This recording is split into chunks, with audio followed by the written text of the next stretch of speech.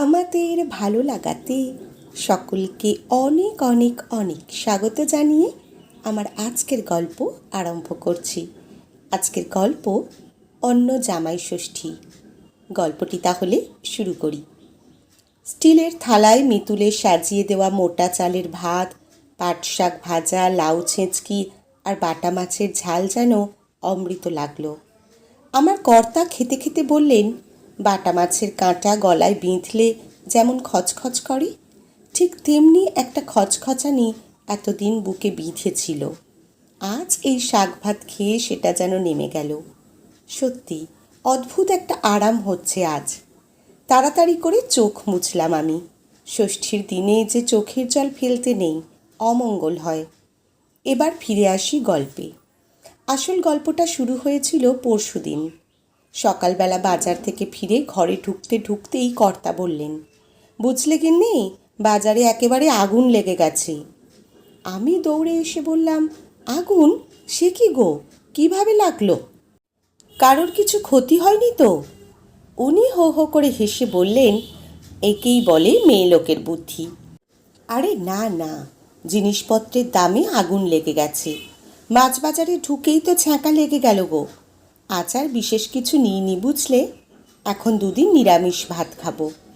আমি আটা মাখতে মাখতে বললাম, তা কি এমন হলো যে বাজারের এমন দাম বাড়লো? আরে তোমারও না আজকাল কিছুই মনে থাকে না।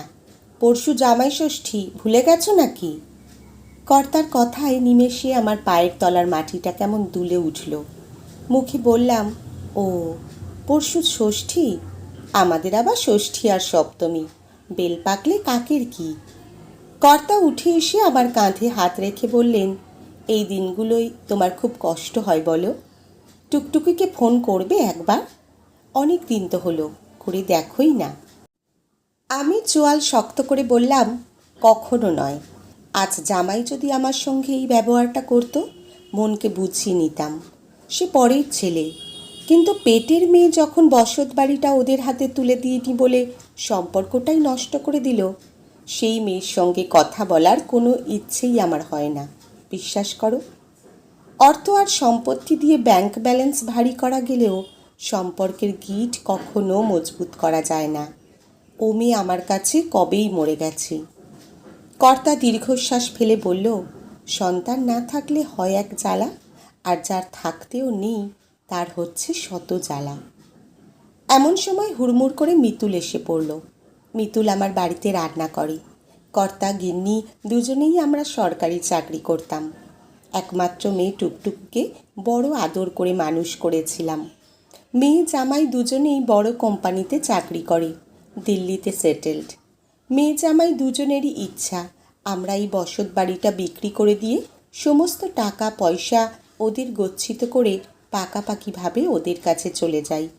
কিন্তু এখনও আমরা দুজনেই যথেষ্ট শক্ত সমর্থ আছি এবং দুজনের রক্ত জল করা পয়সায় তৈরি করা এই বাড়ি, এই স্মৃতি ছেড়ে আমরা কেউই যেতে চাইনি।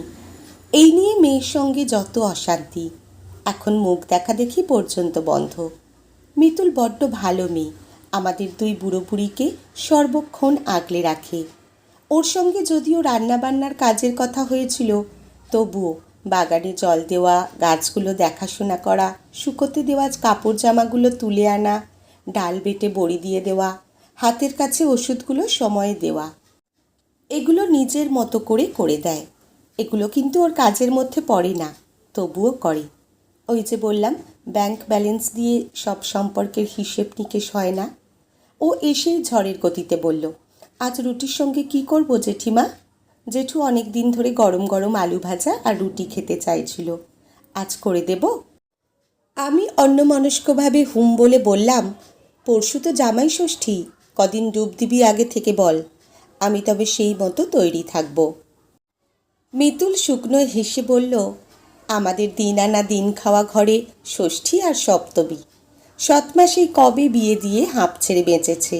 বিদায়ের সময় কড়া করে বলে দিয়েছে, ও বাড়ির চৌকাঠ যেন আর না মারাই। ষষ্ঠী হলো মা মেয়ের ব্যাপার, মা মরা মেয়ের আবার ষষ্ঠী কিসের? আমার বুকটা ছ্যাঁত করে উঠল। জামাই ষষ্ঠীর সকাল থেকেই মনটা বড্ড আনচান করছে। যতই হোক, মেয়ে তো। ভোরবেলাতেই কর্তা বাজারে চলে গেছে। আমি ঠাকুর পুজো করতে করতে অঝরে কেঁদে চলেছি। বারবার বলছি, চোখের জল পড়লে সন্তানের ক্ষতি হয়। আমি তো আমার মেয়ে জামাইয়ের ক্ষতি চাই না, কিন্তু চোখ কেন যে কথা শুনছে না কি জানি। এমন সময় কর্তার ডাক, কি গো শুনছো? একবার বাইরে এসো। কি হয়েছে কি বলে চোখ মুছে বাইরে বেরিয়ে দেখি কর্তার হাতে দুটো ব্যাগ ভর্তি ফলমূল, সবজি, মিষ্টি আর একটা প্যাকেটে দামি কাঞ্জিভরম শাড়ি আর জামা প্যান্টের পিস। আমি হতভম্বের মতো বললাম, এইসব কি? উনি রহস্যময় হাসি হেসে বললেন, দরকার আছে, তৈরি হয়ে নাও, বেরোবো। গাড়িতে যেতে যেতে জিজ্ঞাসা করলাম, আচ্ছা আমরা কোথায় যাচ্ছি বলো তো? টুকটুকিরা কি কলকাতায় এসেছে?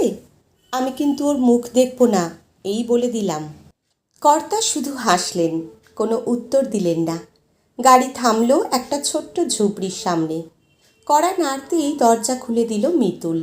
শস্যব্যস্ত হয়ে বলল, এই তো এসে পড়েছ জেঠিমা, এই প্রথম এলো। এসো ভিতরে এসো। দেখলাম একটা ভালো শাড়ি পরেছে মিতুল, পাঞ্জাবি পরেছে ওর বড়। টালির চালের এক কামরা ঘরটা পরিপাটি করে গোছানো। মেঝেতে একটা আসন পাতা, ধান দূর্বা চন্দন রাখা। এতক্ষণে কর্তার পুরো পরিকল্পনাটা বুঝতে পারলাম। আমি আলনা থেকে আরও একটা আসন নিয়ে পাশে পাতলাম।